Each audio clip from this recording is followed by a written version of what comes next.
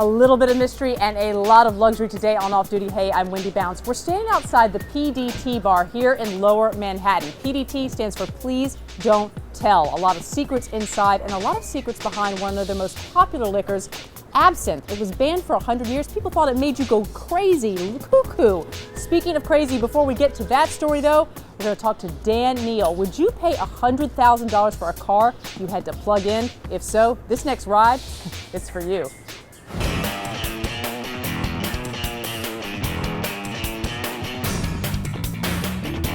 Meet the world's most interesting car. Every square centimeter of the Fisker Karma riots with clarity and design intent and vested individuality and scorn for convention, the likes we haven't seen since the Tucker torpedo. This is, above all, a car designer's car.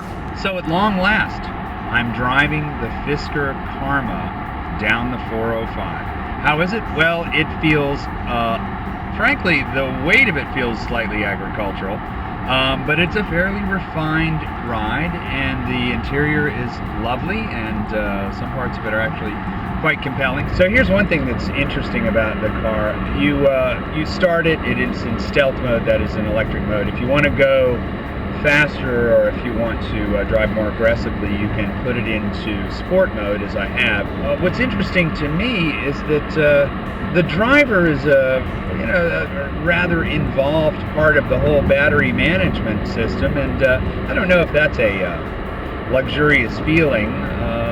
Basically you want to get in and drive and not fret the kilowatts, but maybe that's all part of the gestalt of this car, and people will love it just for that. It's not too bad. It does have good ride compliance. It is quiet. So far, I have to say, not awful.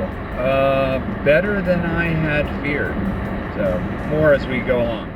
Now, there's no secret knock, but there is a secret entrance to get in here to PDT. It's actually right here at Criff Dogs. We're going to go inside, but before we do, jets. Let's check out how the millionaires and the billionaires in Asia are flying high.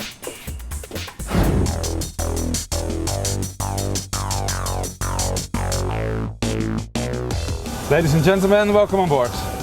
Asia's rock star status symbol. This private jet can shuttle 19 passengers from Hong Kong to London in a single hop.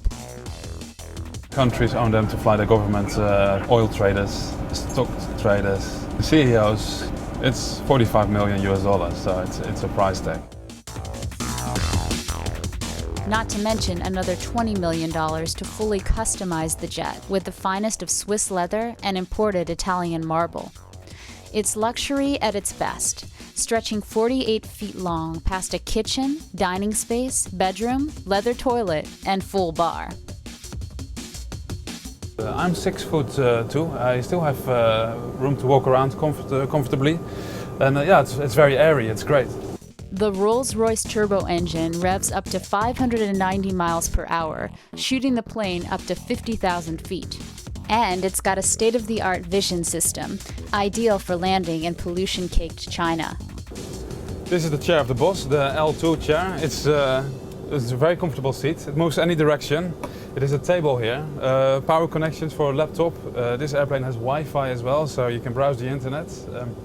There's 4 of us here, so normally this is where it all happens, the board meetings. This is where the money is being made. In Asia, money is being made and most definitely spent. As the number of Asia's millionaires balloon, so does the region's private jet count. There's about 600 private jets across Asia now, with liners seeing double-digit growth each year. Companies like Boeing and Airbus are tailoring their products to the Asian consumer, with red walls, a round dining table so flyers can eat family style, and even a karaoke bar.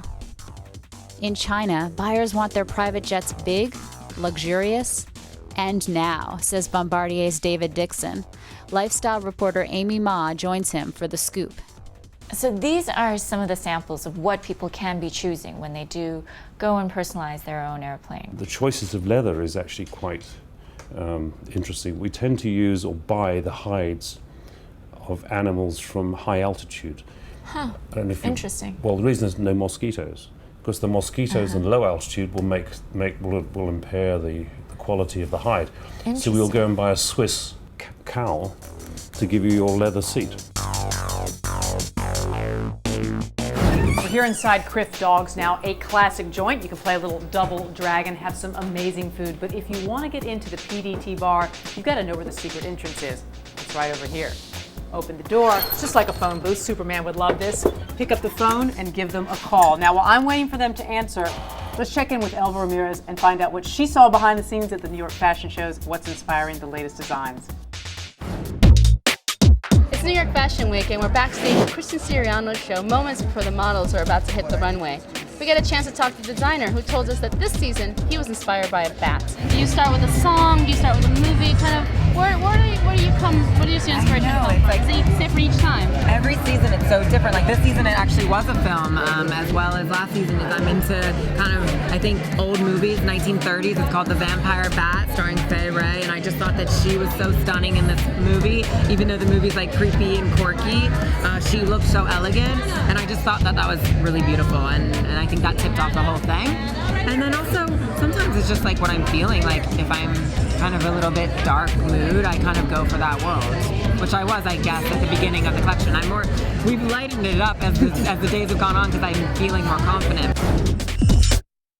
Christian's inspiration was all about bats, so it's he described it as dark, creepy and dramatic.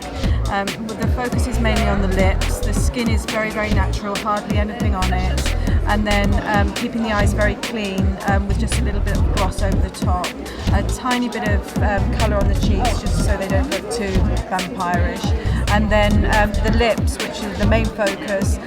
From the bows of the bow, we're making it very pointed and then coming down to a point on the chin, so it gives it almost a heart shape in a very, very dark blood red colour, almost darker than blood red. What we decided to do is to make the hair very flat to the head and then make the hair kind of spread out of the back, almost like a bat wing. Oh wow. So we braid all the hair underneath, and we straighten the hair afterwards. We put it right over the braid, so it's very flat to the head. And then we have this comb. Here, I can show you. These two combs that we kind of connected together. You see, this is two, and we connect into one. And then we kind of slot that into the back of the hair, so the hair spreads out wide.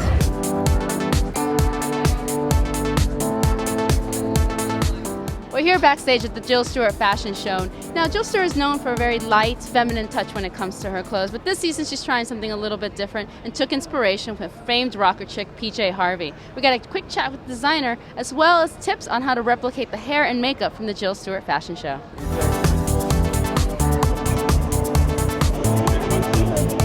The look today is, the inspiration is Jill Stuart herself. We're doing a middle part and we're doing very natural hair, like just texture. We're using Kerastase product like mousse and hairspray.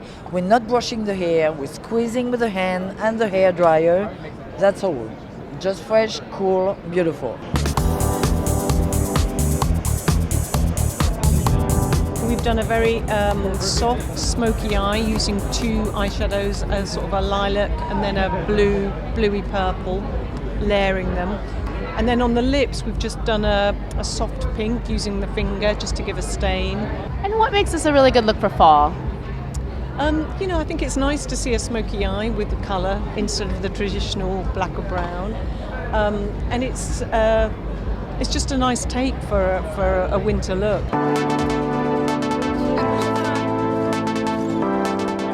Tell me about your collection this season and what kind of got you excited about it.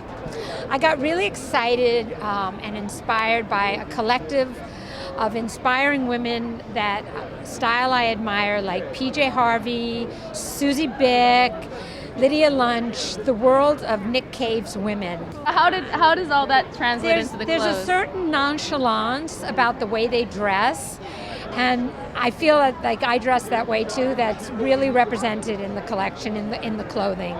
And there's a certain, it's like they're almost like a night raven.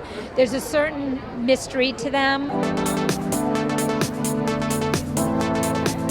What's the thing that everyone sort of should have for fall? There's so many pieces. I think one of the newest looks is pairing the print with the embroidery. I think that's something that looks very fresh and new for fall. And how is there a way? 'Cause sometimes people are afraid sometimes of matching prints or making a mistake in terms of clashing. What's to keep in mind if you're going to mix patterns or mix embroideries or kind of patterns that way? I would keep it the same embroidery and mix the print and the embroidery, but keeping it the same pattern.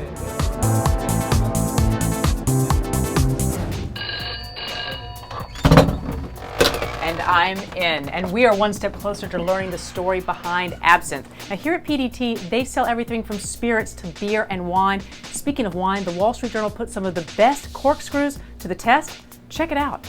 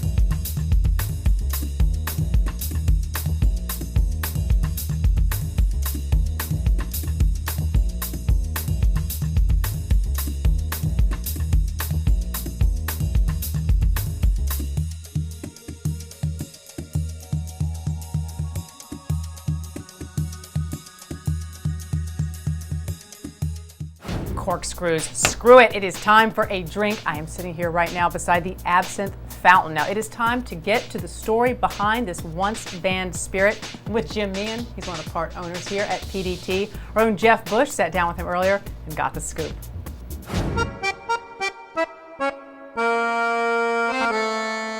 The Absinthe cocktail, a mysterious drink whose reputation as a hallucinogen got it banned at the turn of the last century. Now, more than 100 years later, it's legal again and hitting the cocktail scene. I want to learn more about this drink of ill repute, how to make it, but mostly, how does it taste? And I know just the man to ask. I'm headed over to a hidden bar in the Lower East Side of Manhattan to meet bartender and author Jim Meehan at PDT.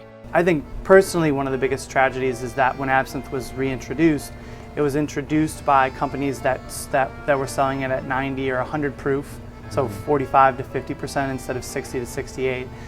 They sweetened it and they colored it artificially, and their goal was just to make a quick buck. Yeah. So they sort of marketed it as the spirit that made Van Gogh crazy. How much of this would I have to drink to cut off my ear? Well, that's the funny thing, is that if your bartender was serving this to you as straight at 68%, the alcohol would kill you years, days and days and days before the thujone got to you. The ingredients are simple: water, sugar, and absinthe. Jim uses an absinthe fountain to slowly leach the water through the sugar cube into the spirit. My proportion for an absinthe drip is typically about 3 parts water to 1 part absinthe. You can follow the hydrophobic line between Hydrophobic line. There's a line, if we can get really close in there, where as the water hits the absinthe, what begins to happen is this cloudiness occurs. And it releases new flavors. Exactly. In the same way that perhaps a Scotch drinker would say that adding a little water to your dram sort of opens it up a little bit. Right. That's what's happening here. This is the rising of the green fairy, right? This is the release of the oils. Exactly. It turns from green to opalescent. Yeah, and the fairy rises the French up. call it la louche. Right. I think louche means mischievous or misbehavior. It has all these different connotations. Right.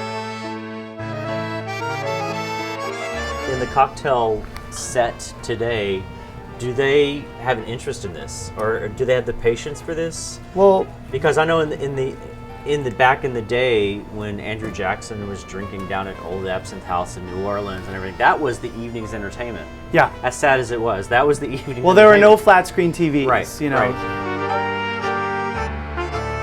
It's a lot lighter than I thought it was going to be. Yeah, I mean, served properly, the aperitif is meant to awaken your senses before a meal. It heightens the senses. Exactly. This heightens the senses, whereas some other spirits, they sort of make you more reflective, I think.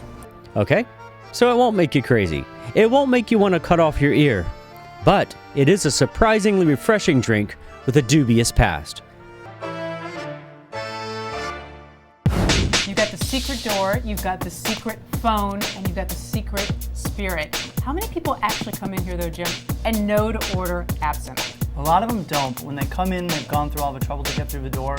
A lot of them want to be seen. So they see the beautiful absinthe fountain, they see the ritual of the drip being poured and the bright green liquid, and they see that and they order it. Now before I take a sip, have you actually ever had anybody go crazy drinking it? I gotta know. Not yet. Not yet. We'll see. The night is young. All right, that's it for today's WSJ Off Duty. Don't forget to comment below. I hope you will hit like. I'm Wendy Bounds. I'll see you guys back here tomorrow.